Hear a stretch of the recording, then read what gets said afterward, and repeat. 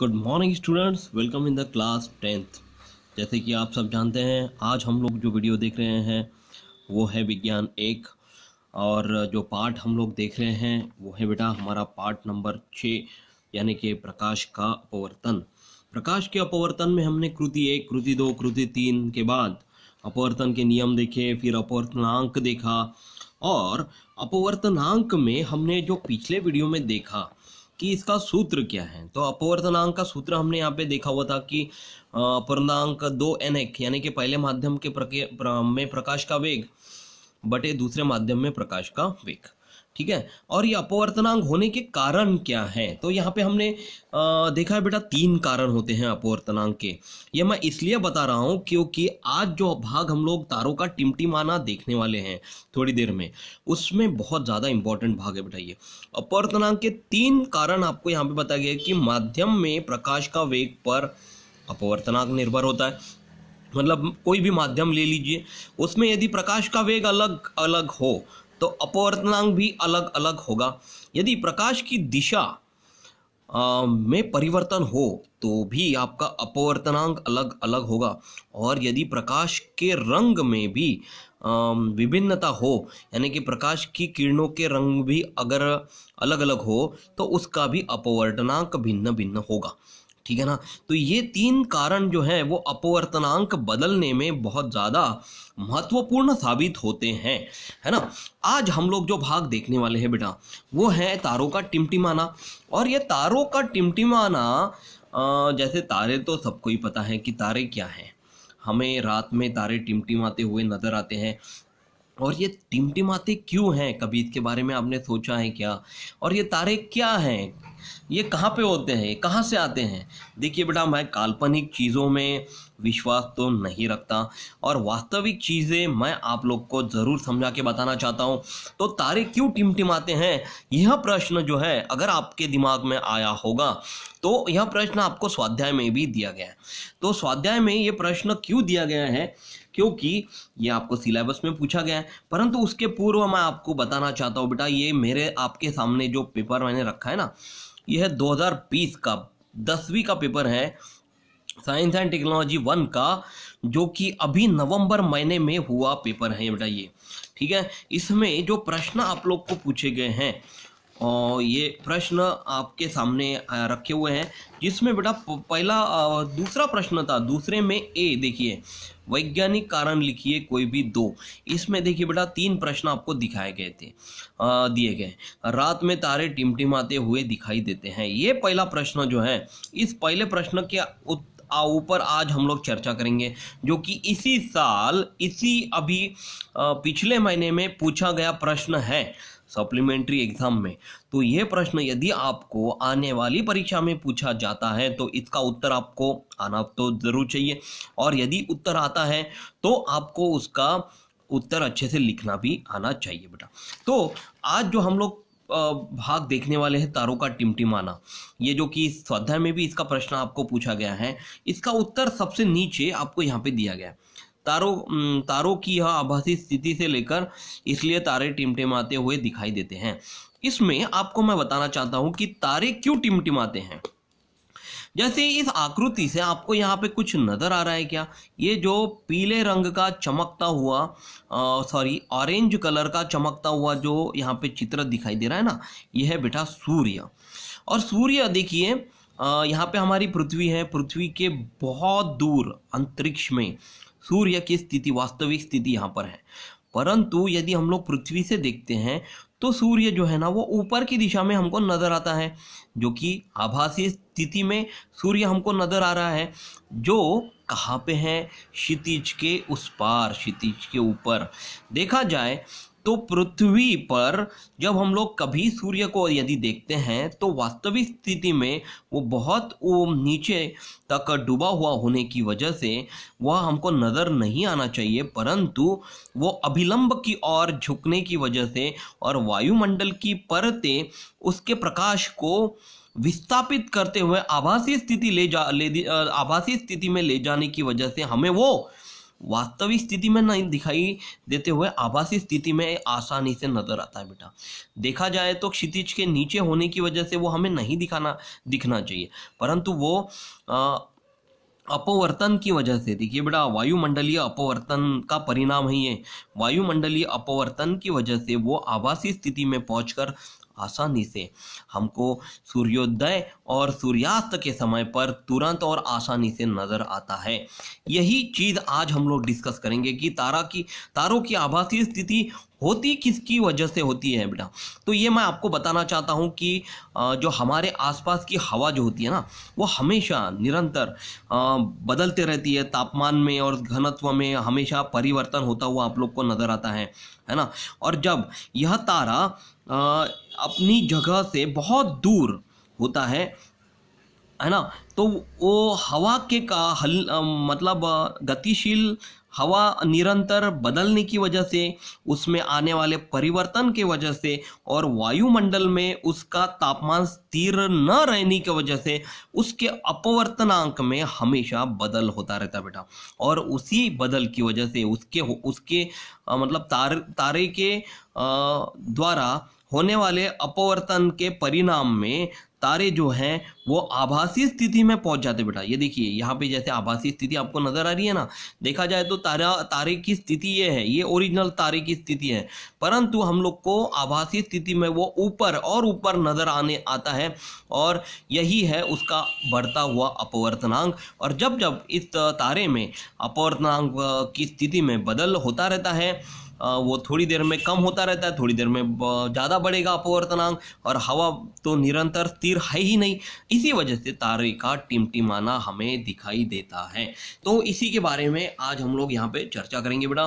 तो तारों का टिमटिमाना हम लोग यहाँ पे शुरू कर रहे हैं। ट्विंकलिंग ऑफ स्टार्स इसको हिंदी में कहते हैं, इंग्लिश में कहते हैं। तो पहला उदाहरण आपको यहाँ पे पूछा गया बेटा कि क्या गर्मी के दिनों में रास्ते पर या रेगिस्तान में आपको पानी दिखाई देने का आभास हुआ है? देखा है, बहुत बार हुआ है बेटा कि रास्तों में कभी गर्मी के दिनों में अगर सामने से कोई गाड़ी आते हुए नजर आती है तो हमें लगता है कि कुछ वहाँ पे गाड़ी के नीचे टायर जहाँ से चल रहे हैं ना, वहाँ पे कुछ जला हुआ है ना, ऐसा लगता है ना हम लोग को। समान आपको प्रतिक्रिया रेगिस्तान में भी आती है, जब वहाँ पे भी इसी तरह से गर्मियों के दिनों में कुछ जलता हुआ, कुछ भाप निकलती हुई, गर्म भाप निकलती हुई रास्तों से आपको नजर आती है। दूसरा उदाहरण है कि होली की ज्वाला के दूसरी ओर की कुछ वस्तुओं को क्या आपने हिलते हुए देखा है? जब देखिए बेटा, होली के दिनों में ज्वालाएं जलती हुई आपको नजर आती है ना लकड़ियों से, तो उसकी दूसरी ओर कुछ वस्तुएं आपको हिलती हुई नजर आती है। ऐसा क्यों होता है? तो ये सब दोनों का उदाहरण उत्तर है बेटा, अपवर्तन की वजह से ये हो रहा है। तो ये क्यों हो रहा है, इनका उत्तर आपको यहाँ पे बताया गया है कि यहाँ पे देखिए बेटा, एक झाड़ आपको यहाँ पे नजर आ रहा है ना, और यही झाड़ आपको दूसरी ओर उल्टा नजर आ रहा है ना। मान लीजिए कि एक गर्म हवा की वजह से ये झाड़ आपको यहाँ पे नजर आ रहा था, वही अगर आप लोग गर्म जमीन पर अगर इसको देखें तो उल्टा नजर आता हुआ आप लोग को यहाँ पे नजर आता है।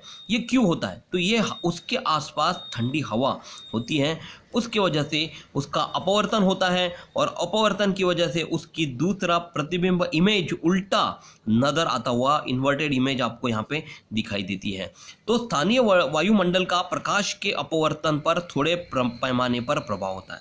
मतलब स्थानीय वायुमंडल यानी कि बेटा हमारे आसपास जो हवा है उसका प्रकाश के अपवर्तन में प्रभाव होता हुआ आपको दिखाई देता है। ये कैसा होता है कि उपयुक्त दोनों उदाहरणों में रास्ते के पास या रेगिस्तान के पृष्ठभाग पर तथा ज्वाला के ऊपर की हवा गर्म होने के वह कारण विरल होती है और उसका अपवर्तनांक कम होता है। यह बताया गया कि रेगिस्तान या फिर रास्ते में अगर आप लोग को कुछ ज्वालाएं निकलती हुई अगर आपको दिखती हैं तो वो ऊपर की हवा गर्म होने के कारण और वही हवा विरल होने के कारण उसका अपवर्तनांक कम हो जाता है, उसके वजह से वो आपको हिलती हुई ज्वालाएं नजर आती हैं। या फिर ऊंचाई के अनुसार जैसे जैसे हम लोग ऊपर जाएंगे ना तो उसकी विरलता, हवा की विरलता कम कम होती जाती है बेटा, और जैसे जैसे हवा की विरलता कम कम होती है ना और उसी तरह उसका अपवर्तनांक भी बढ़ता जाता है। और पहले उदाहरण में बदलते हुए अपवर्तन के कारण अपवर्तन के नियमानुसार प्रकाश की दिशा निरंतर बदलती रहती है। जैसे देखिए बेटा, पहला उदाहरण जो है ना रेगिस्तान वाला, जहाँ पे आपको गर्मी का आभास होता है, तो प्रकाश में की दिशा जो है ना वो निरंतर बदलती रहती है। क्यों बदलती रहती है? क्योंकि हवा जो है वो ऊपर में विरल हो जाती है, उसका अपवर्तनांक बहुत ज़्यादा बढ़ जाता है और उसके वजह से प्रकाश की दिशा में निरंतर बदलाव नज़र आता है। उसी वजह से हमको रेगिस्तान में जो है पानी दिखाई देने का आभास होता है। अब देखिए आकृति 6.5 में दर्शाए अनुसार दूर की वस्तु से आने वाली प्रकाश किरण उस वस्तु के जमीन पर बनने वाले प्रतिबिंब से आती हुई प्रतीत होती है। जैसे देखिए बेटा, यह आकृति आप लोग को सामने नज़र आ रही है। इसमें आपको यहाँ पे जो दूर की वस्तु है वो आपको प्रकाश की किरण की वजह से ज़मीन पर बनने वाले प्रतिबिंब से आती हुई नज़र आ रही है ना। ये क्यों है? क्योंकि ये अपवर्तनांक के कारण हो रही है और ये प्रकाश में होने वाले दिशा में निरंतर बदलाव के कारण हो रही है। और इसी दृष्टि दोष को हम लोग मृग मरीचिका कहते हैं। क्या कहते हैं बेटा हम लोग इसको? मृग मरीचिका। अब हम लोग दूसरे उदाहरण के बारे में बात करेंगे, जो कि आपको होली का उदाहरण आपको यहाँ पे बताया गया था कि होली की ज्वाला के दूसरी ओर की कुछ वस्तुओं को क्या आपने हिलते हुए देखा है? तो देखिए बेटा, तो दूसरे उदाहरण में बदलने वाले अपवर्तनांक के कारण प्रकाश किरणों के बदलने वाली दिशा, देखिए यहाँ पे भी उत्तर वही है कि जो प्रकाश किरण आपको वहाँ पे होली से निकलते हुए आप लोग को नजर आ रही है, उसकी दिशा में अब बार बार बदलाव आ रहा है।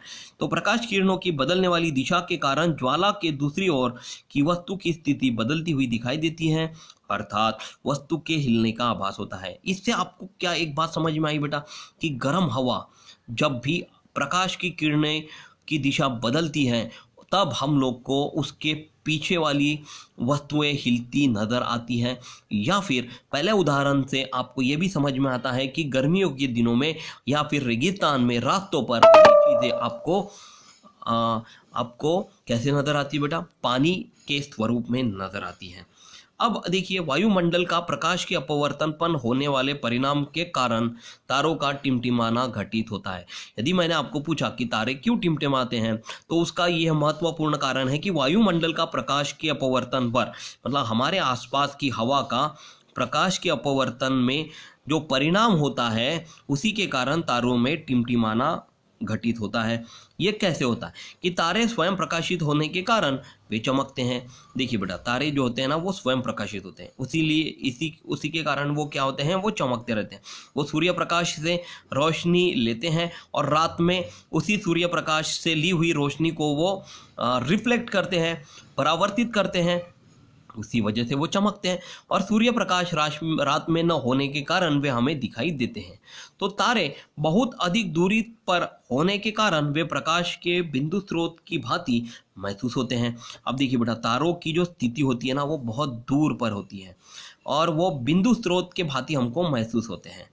वायुमंडल की हवा का अपवर्तनांक जमीन की ओर जाते समय बढ़ता जाता है, क्योंकि हवा का घनत्व जमीन की तरफ बढ़ते जाता है। तारों से आने वाले प्रकाश का वायुमंडल में से अपवर्तन होते समय तारे का प्रकाश अभिलंब की ओर झुकने के कारण आकृति 6.6 में दिखाए अनुसार तारा उसकी वास्तविक ऊंचाई की अपेक्षा थोड़ी अधिक ऊंचाई पर स्थित महसूस होता है। देखिए बेटा, ये जो 6.6 जो आकृति है आपको सामने तारों की आभासी स्थिति आपको दर्शा रहा है। ये देखिए, जैसे जैसे ये प्रकाश जमीन की ओर आएगा वैसे वैसे उसका अपवर्तनांक बढ़ता है ना। और ये तारों से आने वाला जो प्रकाश है वो वायुमंडल से गुजरता है, तो उसमें ज़्यादा मात्रा में अपवर्तन होता है और उस समय तारों का अभिलंब की ओर झुकने के कारण, देखिए ज़्यादा मात्रा में अपवर्तनांक होने की वजह से वो अभिलंब की ओर बहुत ज़्यादा झुक जाता है। और उसी वजह से जब हम लोग उस तारे को देखते हैं तो वो तारा थोड़ी और ऊंचाई में आपको नज़र आता है और वही ऊंचाई उसकी महसूस की जाने वाली ऊंचाई जो है वो उसकी आभासी स्थिति होती है, वो उसकी वास्तविक स्थिति नहीं होती। तारा उसकी वास्तविक ऊंचाई की अपेक्षा थोड़ी अधिक ऊंचाई पर स्थित महसूस होता है। महसूस होता है यानी कि हमको आभास होता है। ठीक है, तो ये आपको समझ में आ गया है कि तारा क्यों हमको ऊपर की दिशा में महसूस होता है। अब तारे की यह आभासी स्थिति स्थिर न रहकर थोड़ी बदलती रहती है। तारे की यह जो आभासी स्थिति है ना बेटा, वो स्थिर नहीं है, वो थोड़ी बदलती रहती है। क्यों? क्योंकि तारा एक जगह पर कभी भी स्थिर नहीं रहता। इसका कारण यह है कि हवा निरंतर गतिशील रहती है। घनत्व तापमान परिवर्तन होने के कारण वायुमंडल स्थिर नहीं रहता। इस कारण किसी भी भाग की हवा का अपवर्तनांक निरंतर और आसानी से परिवर्तित होता रहता है। इसका यह मतलब है कि कभी भी किसी भी हवा का भाग जो होता है ना बेटा, वो निरंतर बदलता रहता है। उसके अपवर्तनांक में बदलाव दिखाई देता है, उसकी स्थिति में बदलाव दिखाई देता है, और वो जो हवा बदलती रहती है, इसलिए हम लोग को ऐसा लगता है कि तारा भी हिल रहा है। तो इस प्रकार अपवर्तनांक में होने वाले परिवर्तन के कारण तारों की आभासी स्थिति और प्रखरता लगातार बदलती रहती है। क्यों बदलती है प्रखरता तारों की? क्योंकि हवा के अपवर्तनांक में बदल हो रहा है, उसमें उसकी हवा में बदलाव नजर आ रहा है। इस वजह से तारे जो हैं वो टिमटिमाते हुए दिखाई देते हैं। तो ये उत्तर आपको परीक्षा में पूछे जाने पर आपको यह उत्तर लिखना है। अब देखिए बेटा, जैसे हमको तारे टिमटिमाते हुए नजर आते हैं, परंतु ग्रह कभी भी टिमटिमाते हुए नहीं दिखाई देते। क्यों? तो हमें ग्रह टिमटिमाते हुए नहीं दिखाई देते क्योंकि वे हमसे तारों की तुलना में बहुत पास है। तारे बहुत दूर है और ग्रह बहुत पास है, और ग्रह पास होने के अलावा वह बहुत सारे बिंदुओं से बने हुए हैं। इस कारण वे बिंदु स्रोत न होकर बिंदु स्रोतों का समूह होते हैं। बहुत सारे बिंदुओं की वजह से ग्रह बने हुए हैं, इसलिए वह बिंदु स्रोतों का समूह है बेटा। और वायुमंडल की परिवर्तित हुई स्थिति के कारण इनमें से कुछ बिंदु अधिक चमकदार तो कुछ कम चमकदार दिखाई देते हैं, तो उनका स्थान भी परिवर्तित होता है, और परंतु उनकी औसत चमक स्थिर रहती है तथा उनका औसत स्थान भी स्थिर रहता है, अतः वे टिमटिमाते नहीं हैं। देखिए बेटा, वो बिंदु स्रोत होने की अलावा वो उनमें कुछ बिंदु चमकते हैं, कुछ नहीं चमकते, और जितने भी चमकते हैं उनकी औसत चमक स्थिर रहती है। जितने चमकते हैं ना, उनकी औसत चमक स्थिर रहने की वजह से उनका औसत स्थान भी स्थिर रहता है, और हमें वह टिमटिमाते हुए नहीं नजर आते। यदि सूर्य क्षितिज से ऊपर आता है तो हम कहते हैं कि सूर्योदय हुआ है। अब देखिए बेटा, ये जो आकृति में आपको ये जो मैंने वास्तविक स्थिति और ये आभासी स्थिति सूर्य की बताई थी, तो ये वास्तविक स्थिति में यहाँ पे है, परंतु हमें आभासी स्थिति में ऊपर में नजर आ रहा है। क्यों नजर आ रहा है? क्योंकि वह अभिलंब की ओर झुकता है ना। इसी के बारे में यहाँ पे आपको चर्चा करके बताया गया है कि यदि सूर्य क्षितिज के ऊपर आता है तो हम कहते हैं कि सूर्योदय हुआ है, परंतु आकृति 6.7 में दिखाए अनुसार सूर्य क्षितिज के थोड़े नीचे होने से भी उससे आने वाला प्रकाश पृथ्वी के वायुमंडल से आते समय अपवर्तन होने के कारण वक्र मार्ग से हम तक पहुंचता है। देखिए बेटा, सूर्य क्षितिज से नीचे है और उससे आने वाला जो प्रकाश है वह अपवर्तन, उसमें उस पृथ्वी के वायुमंडल में आने वाले अपवर्तन के कारण वह वक्र मार्ग से अभिलंब की ओर झुकता हुआ हमको नजर आ रहा है। इस कारण हमें सूर्य क्षितिज पर आने के पहले ही दिखाई देने लगता है। क्षितिज पर आया नहीं है, लेकिन उसके किरणों में, सूर्य की किरणों में जो मार्ग यह वक्र की दिशा में आप लोग को नजर आ रहा है, वो क्षितिज के उस पार ऊपर में दिखाई देता है। तो ऐसा ही सूर्यास्त के समय भी होता है, और सूर्य हमें क्षितिज के नीचे जाने पर भी थोड़े समय तक दिखता रहता है। और जैसे जैसे सूर्य जो है वो क्षितिज के ऊपर आते हुए नजर आएगा, फिर भी हम लोग आभासी स्थिति से वो सूर्य को ऊपर देख सकते हैं। आभासी स्थिति से वो आसानी से हमको नजर आ जाता है, जो कि वो क्षितिज के नीचे ही होता है। तो ये दोनों समय में हमको दिखता है, सूर्यास्त और सूर्योदय दोनों समय में हम लोग आसानी से सूर्य को क्षितिज के नीचे होने पर भी ऊपर में आसानी से देख सकते हैं। तो आशा करता हूँ ये वीडियो आप लोग को पसंद आया है। अगले वीडियो में हम लोग अगला भाग देखेंगे बेटा, प्रकाश का विक्षेपण, जिसको हम लोग डिस्पर्शन ऑफ लाइट कहते हैं, जिसमें प्रिज्म के बारे में आपको जानकारी बताई गई है। इसके आधार पर भी प्रश्नोत्तर परीक्षा में पूछे गए हैं। तो अगले वीडियो तक अपना खुद का ख्याल रखिए, हंसते रहिए, मुस्कुराते रहिए, कोरोना से बचने के लिए 2 गज की दूरी रखिए, और सबसे इम्पोर्टेंट मास्क ठीक से पहनिए और बार बार हाथ धोते रहिए। Thank you class, take care.